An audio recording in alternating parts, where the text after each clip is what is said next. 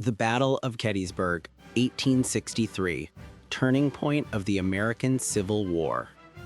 One of the most important chapters in the American Civil War, or 1861 to 1865, was the Battle of Gettysburg, fought from July 1 through 3, 1863 in the state of Pennsylvania. This battle was not only one of the largest engagements of the war, but it also became a decisive turning point that changed the course of American history.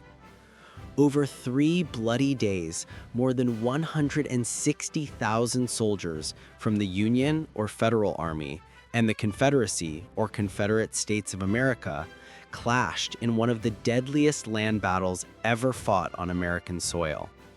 Gettysburg is often called the decisive battle because after this defeat, the Confederate Army would never again launch a major invasion into the North. Background: from Chancellorsville to Gettysburg. Before Gettysburg, General Robert E. Lee, commander of the Confederate Army of Northern Virginia, had won a brilliant victory at the Battle of Chancellorsville in May 1863. With just 60,000 men, Lee defeated the Union's Army of the Potomac, which numbered nearly twice as many. That victory boosted Lee's confidence. He decided to launch a bold second invasion into the North. There were several reasons behind this plan. Number 1, boosting morale and public support. After 2 years of war, the Confederacy was exhausted economically and militarily. A major victory on Northern soil could revitalize Southern morale. 2, shaking Northern politics. Lee hoped a decisive victory would pressure the Northern public to demand that President Abraham Lincoln negotiate peace. 3, securing international recognition. Britain and France were still weighing whether to recognize the Confederacy. A major victory in Pennsylvania could convince them to intervene. 4, logistical gains. By invading Pennsylvania, the Confederates could seize food, clothing, and supplies they desperately needed. In June 1863, Lee led about 75,000 men across the Potomac River, marching into Maryland and Pennsylvania. His forces moved rapidly, raiding towns, disrupting railroads, and threatening Harrisburg, the Pennsylvania state capital. A change in Union command. Meanwhile, the Union's Army of the Potomac filled at around 90,000 troops. Its commander, General Joseph Hooker, was still haunted by the defeat at Chancellorsville. President Lincoln, dissatisfied with Hooker's hesitance, replaced him with General Gordon Meade on June 28, 1863, just days before the Great Battle began. Meade was known as a calm, professional officer who avoided the spotlight. His first task was to intercept Lee's invasion. He began moving his army toward Pennsylvania, though at first he had considered establishing a defensive line along the Pipe Creek in Maryland. However, contact with Confederate troops at Gettysburg changed everything.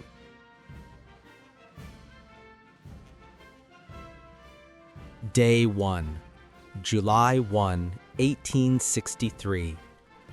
The battle began when a Confederate division under General Henry Heth marched into Gettysburg searching for shoes and supplies. Instead, they encountered Union cavalry commanded by General John Buford. Although outnumbered, Buford's cavalry stubbornly held their ground, buying time until the Union I Corps, led by General John Reynolds, arrived.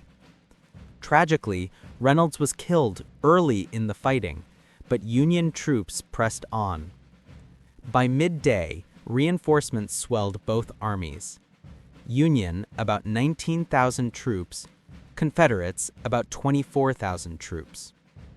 Despite heavy resistance, the Confederates eventually pushed Union forces back through the streets of Gettysburg.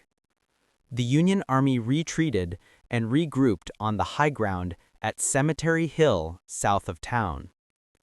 That evening, Lee arrived at the battlefield. Convinced victory was within reach, he prepared for a decisive assault. But he underestimated how strongly the Union Army would fortify the high ground overnight.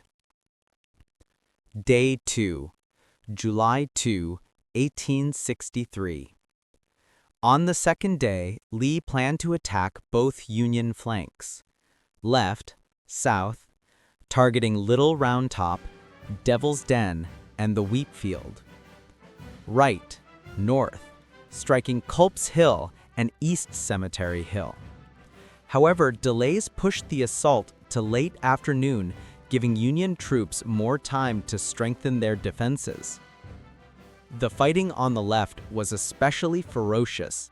Confederate forces under General James Longstreet launched repeated attacks on Little Round Top, a small but vital hill. Here, Colonel Joshua Lawrence Chamberlain and the 20th Maine Infantry made a legendary stand. Running low on ammunition, Chamberlain ordered a desperate bayonet charge that drove the Confederates back. Meanwhile, fierce clashes erupted at Culp's Hill and East Cemetery Hill. Despite heavy pressure, the Union Army held firm across the line. By nightfall, thousands lay dead or wounded across farms, orchards, and rocky hills. The fields of Gettysburg had become a scene of unimaginable carnage.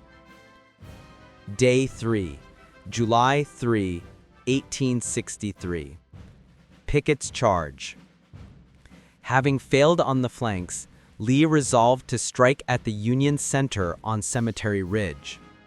This plan became infamous as Pickett's charge. Before sending in the infantry, the Confederates unleashed a massive artillery bombardment with about 150 cannons. Yet the barrage was largely ineffective, failing to dislodge the Union defenders. Around 3 p.m., 15,000 Confederate soldiers under General George Pickett, along with divisions led by James Pettigrew and Isaac Trimble, advanced across 1.5 kilometers of open fields. Union artillery opened fire, carrying holes through the Confederate lines. As they neared the stone wall of Cemetery Ridge, Union infantry poured devastating volleys into their ranks. The charge collapsed in less than an hour. Over 7,000 Confederate soldiers were killed, wounded, or captured. Only a few hundred reached the Union line, and they were swiftly repelled. Pickett's charge was a catastrophic failure, marking the end of Lee's hopes for victory in the North. The end of the battle and its consequences. On the night of July 4th, 1863, Lee realized his army was exhausted and badly depleted. He withdrew his forces back into Virginia. General Meade, though victorious, chose not to aggressively pursue the retreating Confederates, something President Lincoln later criticized. The casualties at Gettysburg were staggering. Union, about 23,000 killed, wounded, or missing. Confederates, about 25,000 casualties.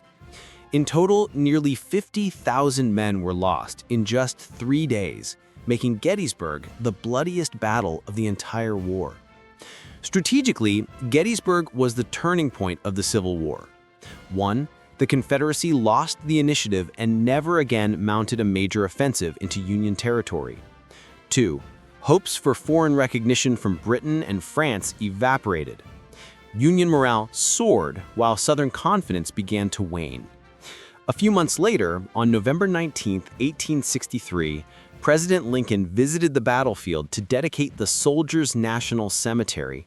There, he delivered the immortal Gettysburg Address, affirming that the soldiers' sacrifice had given the nation a new birth of freedom, and that democracy shall not perish from the earth.